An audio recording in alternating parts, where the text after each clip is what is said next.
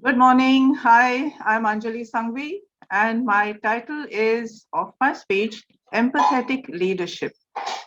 So, who's the boss? Who's the boss? I'm the boss. Either you do it my way or you catch the highway. I want that report right now, right now. Thank you, Amit. I'm completely overwhelmed and surprised. You've written this project report so well. You've considered the checks, the finances, the human resources, the government law on it. Now you are going to chair the next meeting. We are going to have an internet meeting, and the employees all over India are going to join. So, folks, two different types of leadership. One worked in orthodoxies, in leadership styles which were offline. But the paradigm shift came when the pandemic hit us.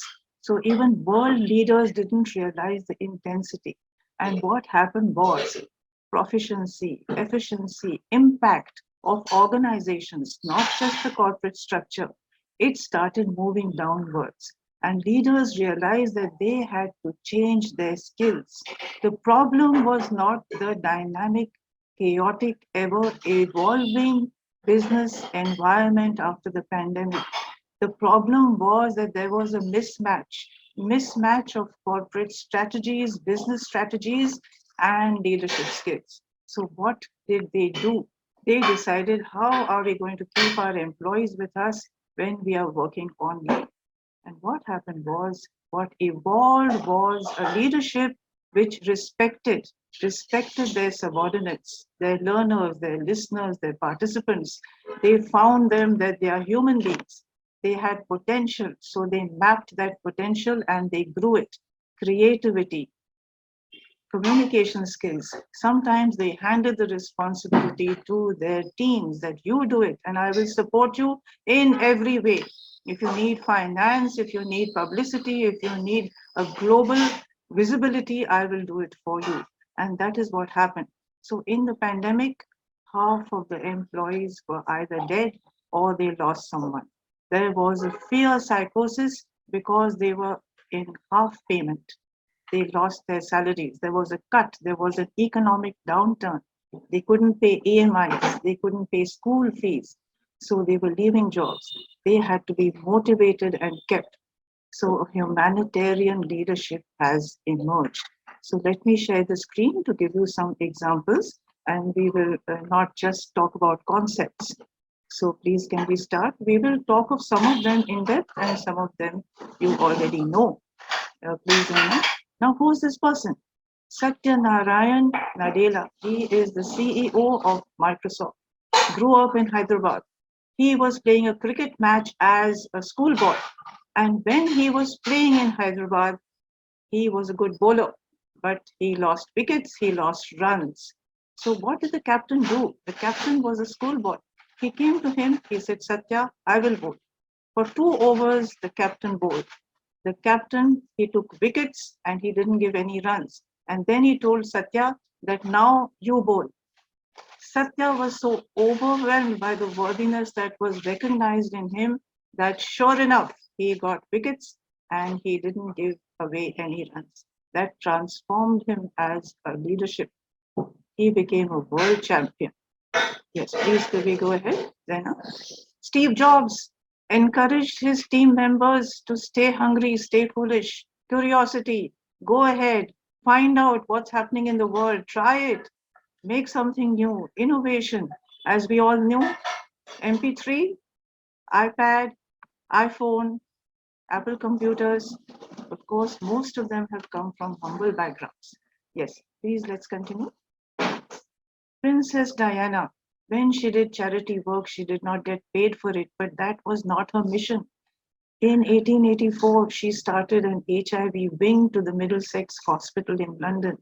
And what did she do? She broke social taboos. She went and shook hands with HIV patients. So the whole world came to know that if you habitat with them, if you stay in the same room with them, you cannot get HIV.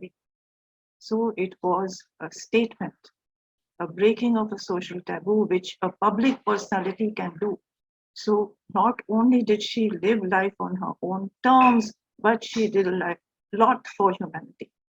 On the other hand, she walked on a minefield which had been cleared, and people said, this has not been cleared. And she did it. And sure enough, it had been cleared. So, public figures. Yes, Zena? Kapil Dev, 1983, brought the World Cup home. What did he do? He made champions out of his team. There was synergy. Everyone played together. Of course, he lifted the World Cup, but he couldn't have done it alone. So making teams, recognizing talent, potential, working together, respecting people, creativity, that is what the new leadership is all about. Yes, let's continue. As we know, simple background, Narayan Murthy, Sudha Murthy, from humble beginnings when Narayan Murthy didn't have a job. They have put India on the global IT stage. What do they say? Walk the talk. Excuse me, please. They tell their followers, yes, thank you. Do leaders, that means team leaders, do what you preach so that people know that you are authentic. Ratan Tata, we know he's humble, we know he's full of, he's a social skills person, man management, that's what he likes to do. But at the same time, in 1999, Bill Ford, he humiliated him. He refused to buy his car division and he told him that you should have never started the car business because you have no idea or you have no experience or knowledge of it. So he came back to India, Ratan Tata, and he worked on designing, improving, taking ideas. And 9 years later, he bought the Jaguar Land Rover from Bill Ford. And everybody knows Tata Safari, one of the greatest success stories of Tata Motors. So challenges, they come our way, but we should make them into opportunities. So there was a person from China, Sun Tzu, who said, in the middle of chaos, there are opportunities. There are many, many things and many, many examples. Please, let's continue. All right, so just have a look at all these world leaders. Sometimes they had no resources. Steve Jobs, his mother, so sadly, she had to put him up for adoption. But she told that agency that the adopting parents have to be engineers. And then, you know, that he didn't have food to eat. He used to go to the ISKCON temple and have food in America once a week. But it didn't bother him. He just continued doing it. Nowadays, they have started teaching leadership skills in schools. Right from the first to second standard, they start finding what are the skills the students have. And this has come in the curriculum. So if children change their school, they can still be taught how to become great leaders. And so on and so forth. In our own country, Dhirubhai Ambani, what a big empire he built, and his sons are carrying it forward. Their shareholders have earned so much of money because of the hard work of the chairman, the CEO, the owners of that company. And so many times, what do we teach children when they become leaders? How to do it? We teach them reading skills, listening skills, social skills. We encourage them to become volunteers. So what is happening now is that students are encouraged to become leaders.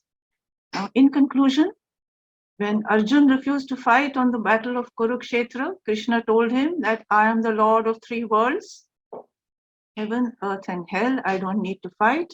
And this is the way the shlok goes from the Bhagavad Gita. Na me parthasti kartavyam trishu lokeshu kinchan nanavaktam avakta vayam varta evacha karmani. Thank you so much for a patient listening.